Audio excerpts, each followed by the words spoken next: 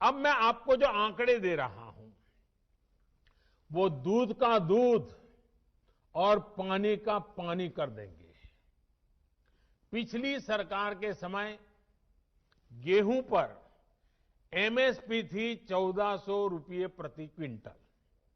हमारी सरकार प्रति क्विंटल गेहूं पर 1975 रुपये एमएसपी दे रही है।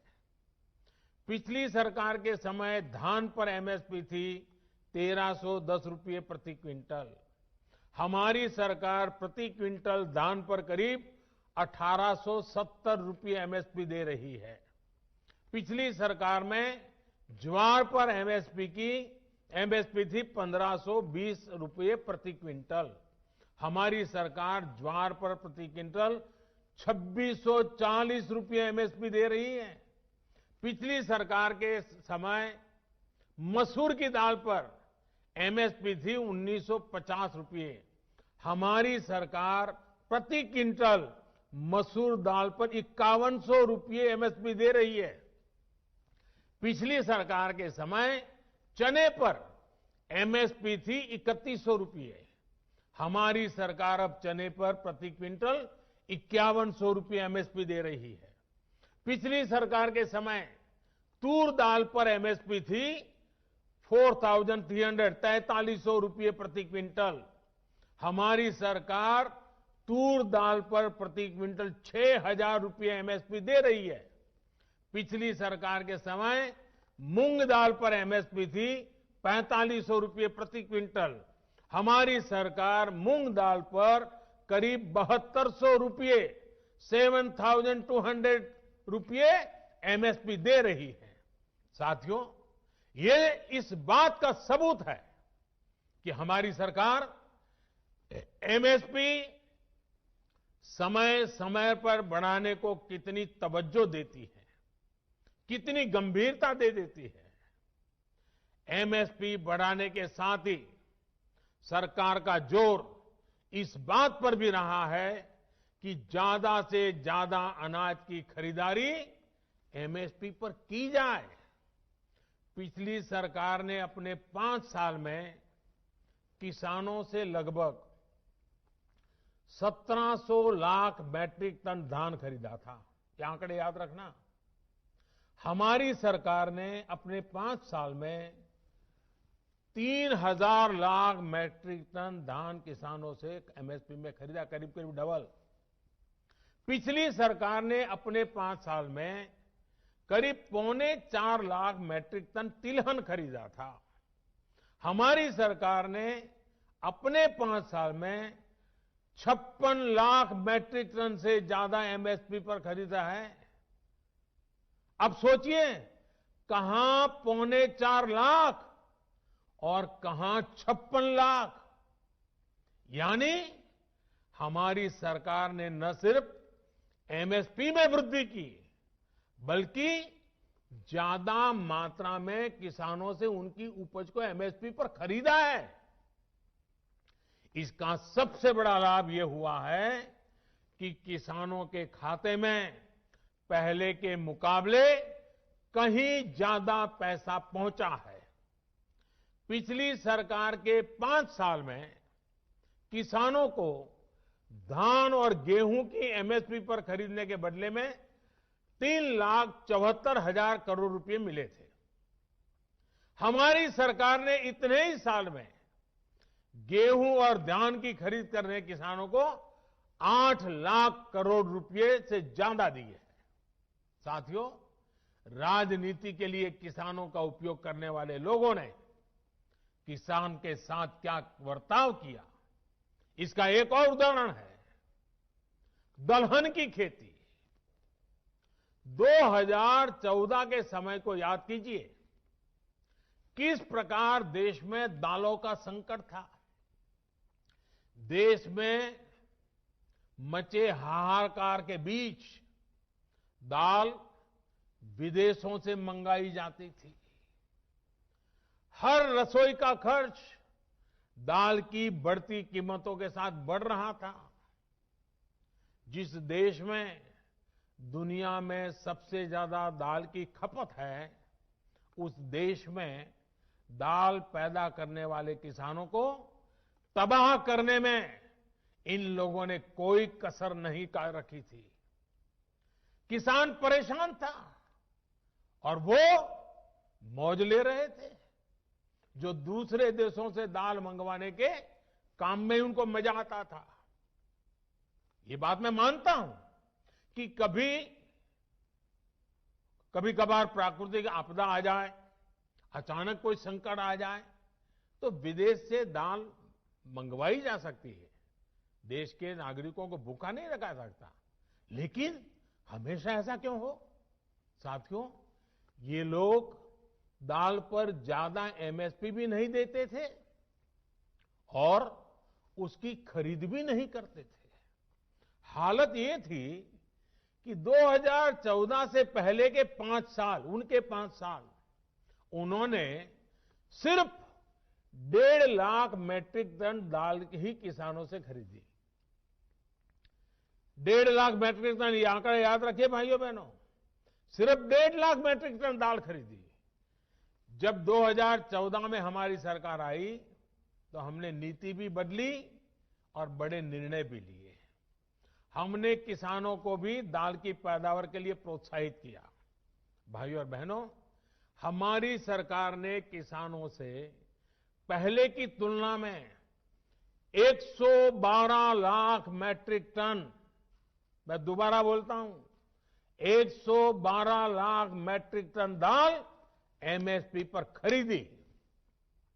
सोचिए, 1.5 लाख उनके जमाने में, वहां से हम सीधे ले गए 112 लाख मैट्रिक टन। उन लोगों ने अपने 5 सालों में दाल किसानों को, दाल पैदा करने वाले किसानों को कितना रुपया दिया? 650 करोड़ रुपए। हमारी सरकार ने क्या किया? हमने करीब करीब 50,000 करोड़ रुपए दाल पैदा करने वाले किसानों को दिया। कहां 600 करोड़, कहां 50,000 करोड़। आज दाल के किसान को भी ज्यादा पैसा मिल रहा है, दाल की कीमतें भी कम हुई हैं, जिससे गरीब को सीधा फायदा हुआ है। जो लोग किसानों को न एमएसपी दे सके, न एमएसपी पर ढंग से खरीद सके, वो एमएसपी पर किसानों को गुमराह कर रहे हैं। साथियों, कृषि सुधारों से जुड़ा एक और झूठ फैलाया जा रहा है। एपीएमसी यानी हमारी मंडियों को लेकर के हमने कानून में क्या किया है? हमने कानून में किसानों को आजादी दी है, नया विकल्प दिया है। अगर देश में किसी को साबुन बेचना हो तो सरकार ये तय नहीं करती कि सिर्फ इसी दुकान पर बेच सकते हो। अगर किसी को स्कूटर बेचना हो तो सरकार ये तय नहीं करती कि सिर्फ इसी डीलर को बेच सकते हो। लेकिन पिछले 70 साल से सरकार किसानों को ये जरूर बताती रही है कि आप सिर्फ इसी मंडी में अपना अनाज बेच सकते हो। मंडी के अलावा किसान चाहकर भी अपनी फसल कहीं और नहीं बेच सकता था। नए कानून में हमने सिर्फ इतना कहा है कि किसान अगर उसको फायदा नजर आता है तो पहले की तरह जाके मंडी में बेचे, और बाहर उसको फायदा होता है तो मंडी के बाहर जाने का उसको हक मिलना चाहिए, उसकी मर्जी को। क्या लोकतंत्र में मेरे किसान भाई को इतना हक नहीं हो सकता है? अब जहां किसान को लाभ मिलेगा वहां वो अपनी उपज बेचेगा। मंडी भी चालू है, मंडी में भी आकर के बेच सकता है। जो पहले था वो भी कर सकता है, किसान की मर्जी पर करेगा। बल्कि नए कानून के बाद तो किसान ने अपना लाभ देखकर अपनी उपज को बेचना शुरू भी कर दिया है। हाल ही में एक जगह पर धान पैदा करने वाले किसानों ने मिलकर एक चावल कंपनी के साथ समझौता किया है। इससे उनकी आमदनी 20% बढ़ी है। एक और जगह पर आलू के 1000 किसानों ने मिलकर एक कंपनी से समझौता किया है। इस कंपनी ने उन्हें लागत में 35% ज्यादा की गारंटी दी है। एक और जगह की खबर में पढ़ रहा था, जहां एक किसान ने खेत में लगी मिर्च और केला सीधे बाजार में बेचा तो उसे पहले से 2 गुनी कीमत मिली। आप मुझे बताइए, देश के प्रत्येक किसान को ये लाभ, ये हक मिलना चाहिए या नहीं मिलना चाहिए?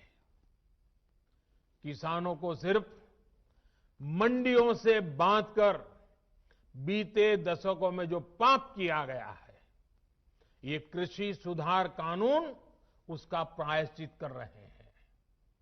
और मैं फिर दोहराता हूं, नए कानून के बाद 6 महीने हो गए, कानून लागू हो गया, हिंदुस्तान के किसी कोने में कहीं पर भी एक भी मंडी बंद नहीं हुई है। फिर क्यों झूठ फैलाया जा रहा है? सच्चाई तो यह है कि हमारी सरकार एपीएमसी को आधुनिक बनाने पर, उनके कंप्यूटरीकरण पर 500 करोड़ रुपए से ज्यादा खर्च कर रही है। फिर ये एपीएमसी बंद किए जाने की बात कहां से आई? बिना सैर पैर बस झूठ फैलाओ, बार बार बोलो। साथियों, नए कृषि सुधारों को लेकर तीसरा बहुत बड़ा झूठ चल रहा है, फार्मिंग एग्रीमेंट को लेकर। देश में फार्मिंग एग्रीमेंट का कोई नई चीज नहीं है। क्या कोई नया कानून बनाकर हम अचानक फार्मिंग एग्रीमेंट को लागू कर रहे हैं? जी नहीं।